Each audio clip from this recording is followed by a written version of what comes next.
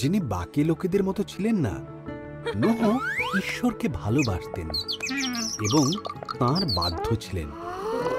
ঈশ্বর নোহ ও তার পরিবারকে মহাপ্লাবন থেকে বাঁচিয়ে রাখার কথা ভাবলেন।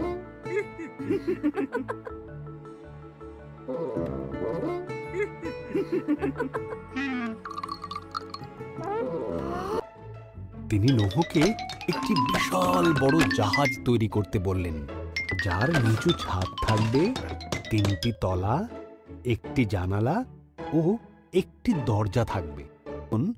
জাহাজটি তৈরি করলেন। পশুর থেকে জোড়ায় জোড়ায় পশু সংগ্রহ করতে, 1টি করে পুরুষ, 1টি করে স্ত্রী। এরপর নোহ ও তার পরিবার বাকি পশুদের নিয়ে জাহাজে উঠে পড়লেন। ঈশ্বর জাহাজের দরজা বন্ধ করে দিলেন। হয়েছিল, আকাশ থেকে বৃষ্টি পড়ছিল আর সমুদ্র হ্রদে জল বেড়ে উঠেছিল। এর ফলে পৃথিবীর উচ্চতম পর্বতগুলিও মহাপ্লাবনে ডুবে গিয়েছিল।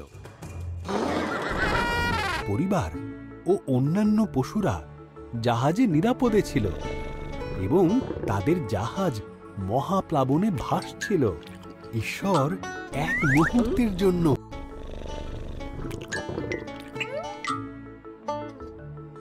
স্তর নেমে গেল। জাহাজটি আরারত পর্বতে থেমে গেল। নোহ একটি ঘুঘু পাখিকে বাইরে ছেড়ে দিলেন। যখন পাখিটি আর ফিরল না, তখন তিনি বুঝতে পারলেন পাখিটি এখন নিরাপদে আছে। জাহাজ থেকে বেরিয়ে আসতে বললেন। তিনি আকাশে প্রতিজ্ঞা স্বরূপ একটি মেঘধনু বানালেন, এই কারণে যে তিনি আর কখনো পৃথিবীতে মহাপ্লাবন আনবেন না। दोस्तों, अगर आपको पसंद आए तो लाइक, कमेंट और सब्सक्राइब करें।